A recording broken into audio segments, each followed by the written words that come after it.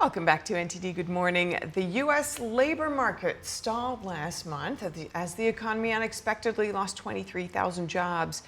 The new Bureau of Labor Statistics data show.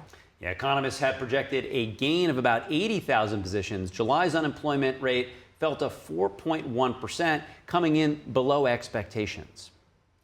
And next, President Trump this week is signing an executive order creating the President's Military Spouse Commission. He welcomed military spouses to the White House, along with Defense Secretary Pete Hegseth and Joint Chiefs of Chairman General Dan Kane. That's right, and Pete Hegseth's wife, Jennifer, she was named chairwoman of that commission. And here to talk more about that unique bond between military service member or first responder and their spouse is Jenna and Seth Griffith. Jeff is a combat veteran. Jenna, she is a speaker, a coach, and author who helps military veteran and first responder spouses heal, regulate their nervous system, and reclaim their identity after seasons of stress, transition, or trauma. And it's great to have you both here with us. Thank you for having us. Welcome. Thank you. So I want to get straight into it. You're both the co-founders of an organization called Service and Soul. Yeah. Tell us about the organization. Yeah, Service and Soul was created initially to support the spouses of our veterans, first responders, and high performers who are used to being left home, behind the scenes, holding everything together. And as we started growing that, we realized we really need to help the couple as a whole to help understand perspective, because men and women are much different when it comes to emotions. And we found that was very important for us to come together and help as a team. That's great. And of course, you are living this yourselves. Of course, you're a combat veteran. So can you share a little bit about your personal story? What led you to write 2 books on this topic and, found this organization? Maybe we can start with you. Yeah, so me, like several other, veterans and first responders, that they take the uniform off, they wonder what they're gonna do next. And they wanna keep giving back. And people with servants' hearts, they wanna continue serving in one way, shape, or form. So we knew we wanted to get back into that arena, but what does that look like? How do you do it, and how does it affect the family? And then that's just where the rubber meets the road as far as it goes, because we go out and we do these things, but the family pays a toll on the back end. Mm-hmm. It's hard work being a first responder, being a military veteran, and the family has to digest a whole different set of circumstances that other families don't have to. So we knew there was a need for this in the community, and that's why we decided to start doing what we're doing and helping with workshops and coaching and talking about simple things and conversations that every family has. Is just a little bit different languages between the male and the woman perspective. Yeah, and how do you... Yeah, I was going to say, we'd love to hear a little bit about what drove you to want to step up, because you were the one dealing with that burden while he was deployed, right? Well, we spent about 5 years of not being in the service and having what some people would call a normal life. And he was called back into the field as a humanitarian special operator, where he once again was traveling all over the world, responding to disasters and combating human trafficking. And I once again was left behind to take care of everything. So as you can imagine, I went right back into that emotional state of the spouse left behind, having to deal with everything that comes with that, the bills, the kids, the house. And I found myself saying, I know I'm not the only spouse that feels this way. So I decided to write my first book, Service and Soul, as a way to start reaching out to other spouses. And that's really when I realized the need that was there for this, that there were so many spouses that were feeling exactly the same way, but they were afraid to talk about it, or they felt like, oh, someone else is dealing with things that are harder than what I'm dealing with, so I'm not going to bother anybody with my issues. And it really has blossomed into a beautiful community.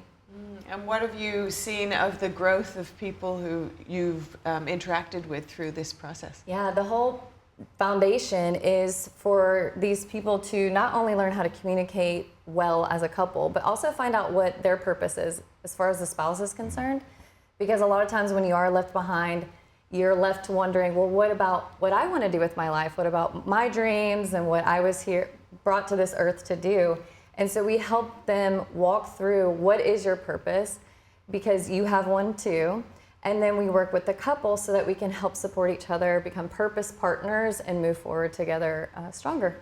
And maybe we could take a step back and really get inside the mindset of some, because I think a lot has been written and documented in movies about people who've had your experience, but I feel like your experience, and I think that's why it's so interesting that the president and Secretary Hegseth brought these spouses to the White House this week, because there's a big burden then left on those, and for a warfighter, if you don't think things are good at home, it's going to tear you up. So I'd love for you both to explore that. Yeah.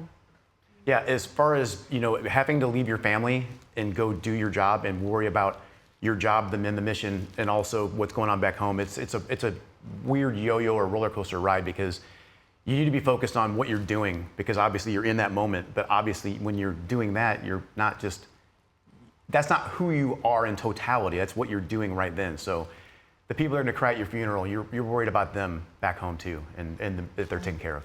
And we actually had a situation during the war in Ukraine. He went and served for a while. Over there a lot, yeah. And right before one of his deployments, my father was passing away in hospice. And he said, do you want me here when he passes, or do you want me here when you grieve? Those are real life situations that a lot of spouses go through, where we want to say, neither. I want you here the whole time, but people need help, and he loves to serve, so. An example in that situation too was when he did pass, I couldn't even talk to her because there was air raids going on and there were sirens, and last thing I was gonna do is let her hear that going on with my life while she's trying to just, if nothing else, just cry with me for a minute. So in your work now that where you help people with these kinds of experiences, could you share some examples of people who've gone through similar things and how they've changed through the process? Yeah, we had a couple that actually had experienced a miscarriage, and the spouse obviously was torn in her own way. Men and women do process emotions so much differently. And he wanted to just go back in the field, put his blinders on, and do what he knows that he can excel at, whereas she needed that emotional support. So we were able to come in and give that perspective and help walk them through actually hearing each other, because that's a lot of the issues with our relationships, is we don't hear each other because we're thinking about what our needs are. So we really help people understand, let's understand your needs from a different perspective and do that. Yeah, from being able to communicate in chaos and war to slow that down and communicate with the people that you live with, you love, or your neighbor even. It's where we're trying to help couples, because men and women are going to unpackage things differently. But when it comes down to it, we're all speaking the same language, just from different tones. And Jenna, as we finish up, I'd love for you to hold up your books one more time. And if you could just give couples, whether military or not, just one bit of advice to improve the health and strength of the relationship, what might that be? Well, we talked about it a little bit before. Agreements versus expectations. Make sure you're very strongly communicating what your needs are, and have your spouse reply and respond to you to make sure that they actually understand what you're trying to say.